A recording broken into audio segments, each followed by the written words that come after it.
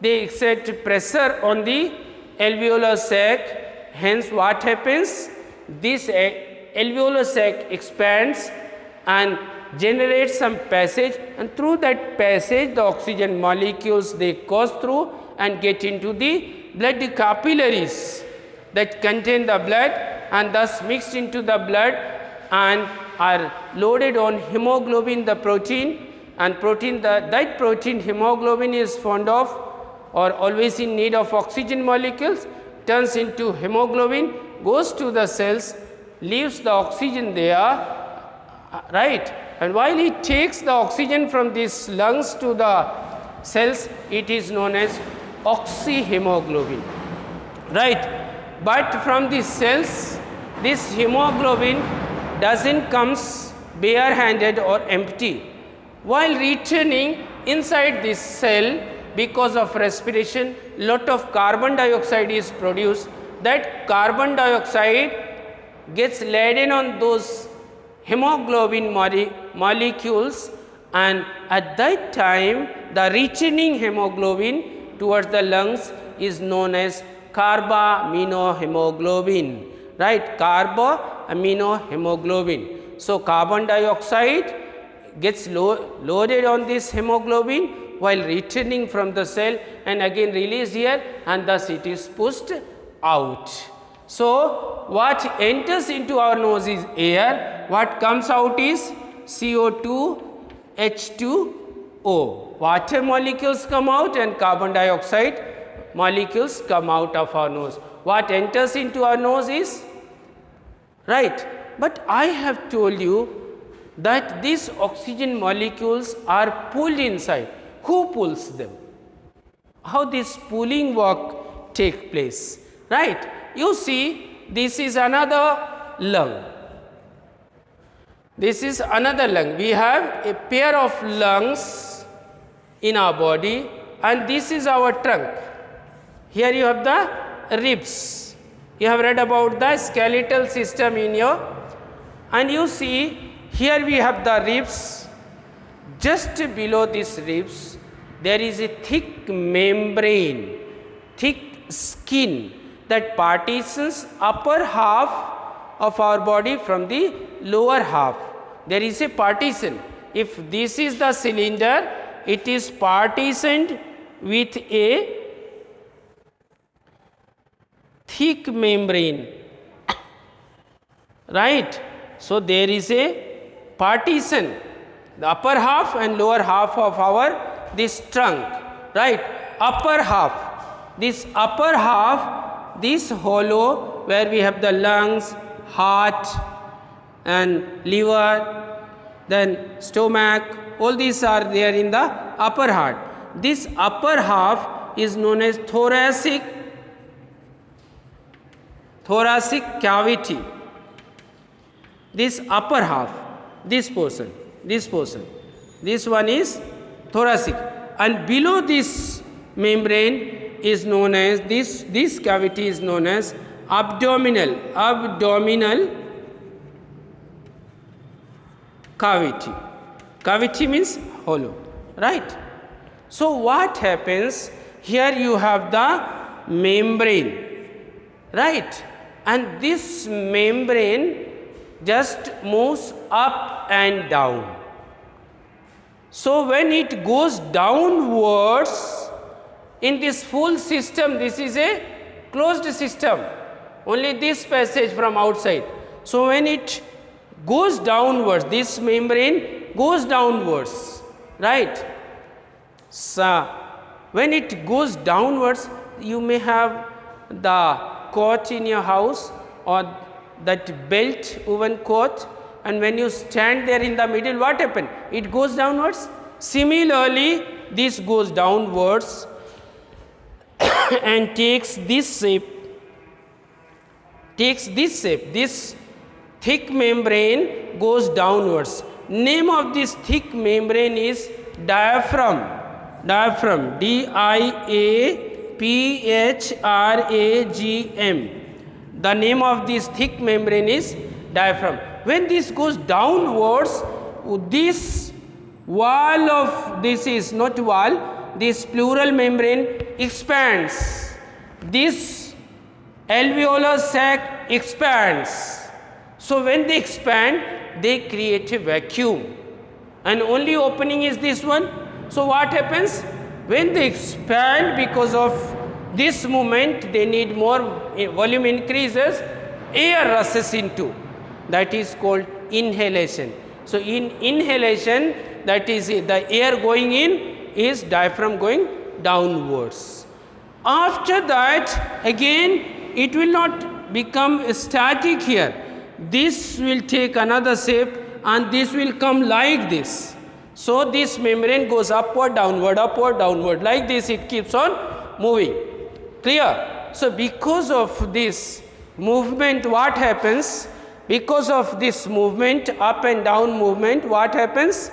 The volume in this thoracic cavity increases and decreases. When increases, it sucks in air, and decreases, it pushes, squeezes.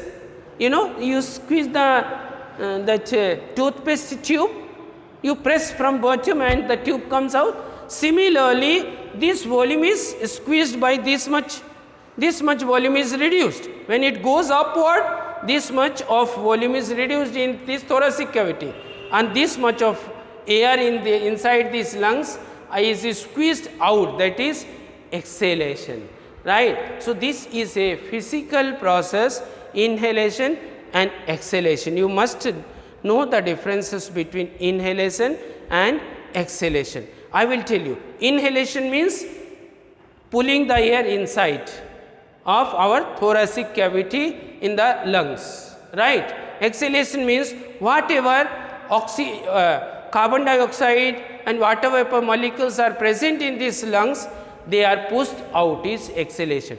So what is the difference? In inhalation, air enters into the nostril. In exhalation, what happens? This carbon dioxide and water molecules come out in exhalation. That is, breathing in is inhalation, breathing out is exhalation. In inhalation, air enters, and what comes out? Carbon dioxide and water vapor comes out in exhalation. In inhalation, this diaphragm goes downwards towards the earth, right. Here, from here it goes downwards, like this it keeps on moving. Our diaphragm, you see this diaphragm here, this goes up and down like this. So you see, when it goes downwards, you see this much of volume is increased. When it comes upward, the area is decreasing, right. Not area, volume. Clear? So because of this movement of diaphragm, we have the activity of inhalation and exhalation, and this inhalation and exhalation together is known as breathing, Clear? Sometimes this is also known as external respiration, Is that clear? So because of this, I was telling you the difference, the difference is, in inhalation air enters, remember, don't write oxygen enters, air enters. At this place, oxygen is not separated from this mixture, oxygen is separated only at this place in the alveolar sac. All other molecules, they get blocked here, and when exhalation they are pushed out, right. So in inhalation air enters, in exhalation carbon dioxide and water molecules come out. In inhalation the diaphragm goes downwards, in exhalation the diaphragm moves upward. In inhalation the volume inside the thoracic cavity increases, and in exhalation the volume inside the thoracic cavity decreases. So these are some of the important differences between inhalation and exhalation. Though we have discussed so many topics in between, but our question was how oxygen reaches to the cell, and this way oxygen reaches to the cell. Clear? So this process of inhalation and exhalation together is known as breathing. So breathing in and breathing out also we use. Breathing in for inhalation, breathing out for exhalation. Clear? or simply inhalation and exhalation, right? And you have seen the structure of our lungs or how our lungs are formed. Clear? So now they have reached there in the mitochondria and the process of respiration takes place. Clear? So sometimes you get confused between this breathing process and the respiration. This breathing takes place in the lungs, whereas respiration takes place in the cells. Where in the cells? In the mitochondria of the cell. Remember, you should not confuse between breathing and respiration. Breathing takes place in the lungs, whereas respiration takes place in the mitochondria of the cell. Breathing is a physical process, simply as your mother sweeps the floor. Is simply from this mixture of gases, oxygen is separated in the alveolar sac. Do you follow? Whereas here respiration is a chemical process where carbohydrate oxidizes, right? Or carbohydrate chemically reacts with oxide, that is oxygen, and turns into carbon dioxide and water. So this is a physical process, respiration is a chemical process. This process requires energy. If this is not having energy, we will not able to go with the process of respiration. Clear? We cannot go with the process of respiration if we, of breathing if we don't have. We are tired. I cannot breathe even. Clear? So we cannot breathe even if we don't have it. So this process takes in energy, right? This requires energy. Then only these diaphragms can. I have told you, if anything is working, will need energy in the previous video. So this diaphragm is working, is going downwards and coming up, going downward, coming up. So because of this work, it needs energy. Whereas in this process, energy is released in the form of ATP. So energy required, energy released. Physical process, chemical process. Takes place in the lungs, takes place in every cell, mitochondria of every cell, right? So these are some of the differences between the breathing and respiration. Clear? You should not confuse. Some figures are given there in your book regarding the respiratory structure. All these figures you need to practice. All of you must practice this figure, right, in your book. Draw it. So in this topic you have the homework is draw this figure and learn the names. Other way, as I have told you, you draw this way also, then also no matter. You level nostril, nasal cavity, nose, trachea or windpipe, bronchi, bronchioles, alveoli, alveolar sac, packed in the pleural membrane, pleural fluid. This much is lungs. This one is diaphragm. So if you are asked to draw the respiratory structure or structure of lung, you can draw this way also, no problem. Is that clear to all of you? Right. But at this place, you see, I have one important aspect to tell you at this place, right, about the diaphragm. No, not diaphragm, that is pharynx. Sorry, I have to tell you about the pharynx. Right.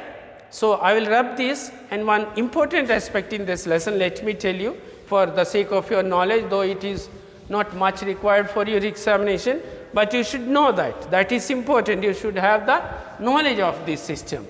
Clear? So you see,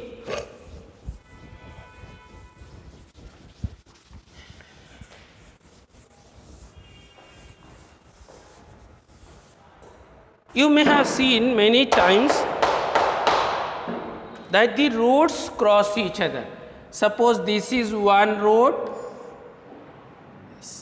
going from, say, place A to place B, right?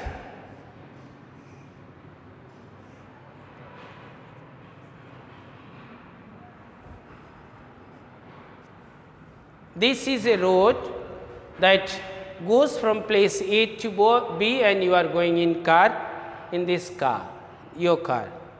There is another road that joins this and goes to place C. Clear? And it starts from place D. It goes like this. Another man going in another car. Right? Is going in another car. You see, at this place, this line I have to rub, because this is, say, Mr. X and this is Mr. Y. So, Mr. X and Mr. Y, they are traveling, and possibility is that this Mr. A has to go to the place B, but because Mr. A is not aware of the path, may go to C from this place, or may go to place D, or may go to place B. So, these are the possibilities that Mr. A, who is coming this way, this is route 1, route first, and this is route second, right, this route second. So, from route A, Mr. X is coming, and possibility is that when Mr. X comes here, is confused, he is not aware of the, he may go to C, he may go to B, or he may return to this place D. Same thing, same possibility is with Mr. Y also. Mr. Y, when reaches here, if not aware or if not stopped there, he may go to this place A or place B or place C. These are the possibilities. Means they will go to the wrong place. They will not go able to reach their destination. Do you follow? They will not. Suppose somebody had to go from Basti to Gorakhpur. It's difficult. If not aware of the route, or if not guided or stopped. Clear? Why I have talked of this crossing? Same thing. This place A is our nose, and this place D is our mouth. Clear? And you see, this goes and turns into the lungs, and this pipe goes and turns into our stomach. Do you remember? This is stomach. Means from the mouth, if you eat the food, that food may go to lungs, right? And from the nose, the air that you take in, that may go to this stomach, and it will become useless and hazardous. Life threatening it may become. Means if the food even is single grain of rice, if it enters into towards your lung, it will be very difficult. A choking hazard may be there, and the life of that person is at risk. This place, this crossing of the trachea or windpipe, and this crossing the food pipe or esophagus, this place is known as pharynx. Right? This place is known as pharynx. So, this is a common passage for the food that you eat through your mouth and the air that you inhale from your nose. Clear? Is that clear to all of you? Then possibility is there that it may go to this way or that way in a wrong way. Clear? So, what happens? This passage is provided with a valve. Clear?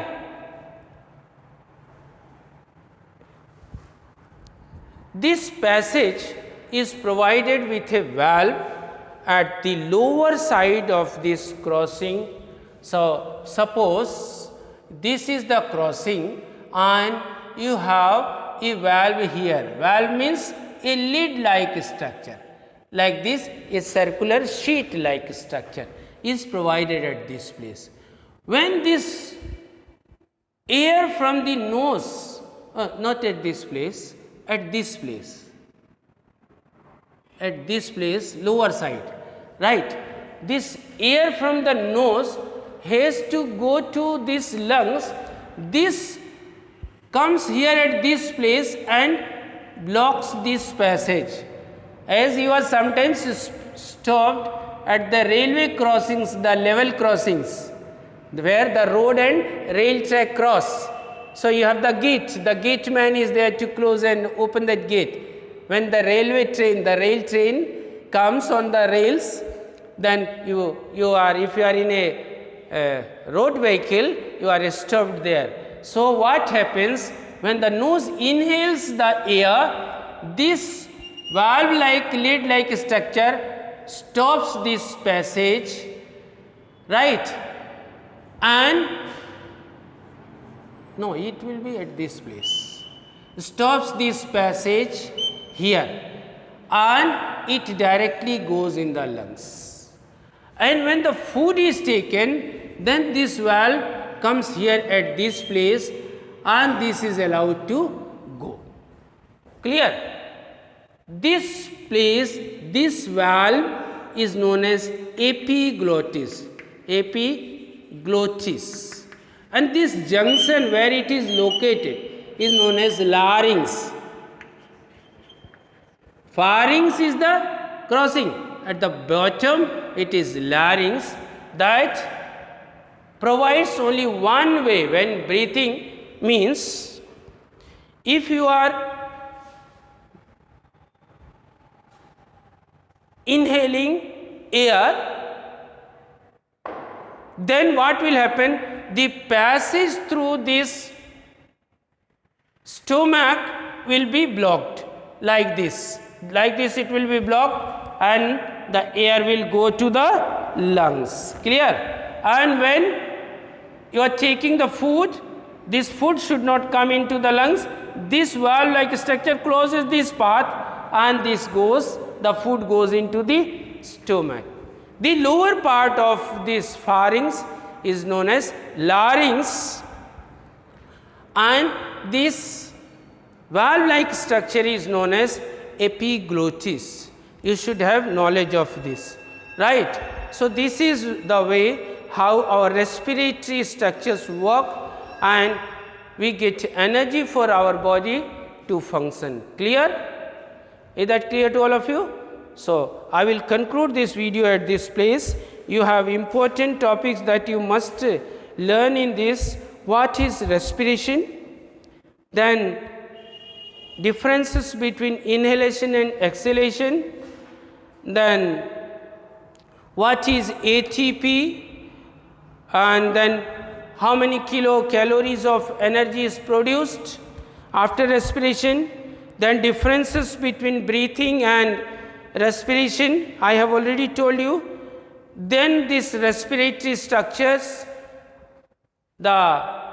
starting from the nostrils up to the lungs, as I have told you on the board, you can draw that way. Then working at the place of pharynx, the name of this valve like a lobe like structure known as epiglottis, and then you have to know about the movement of diaphragm, that is exhalation and inhalation, and the figures related to it. That's all in this lesson, and prepare well. Good luck for the examination. Thank you. Take care and be safe. Right? Good day.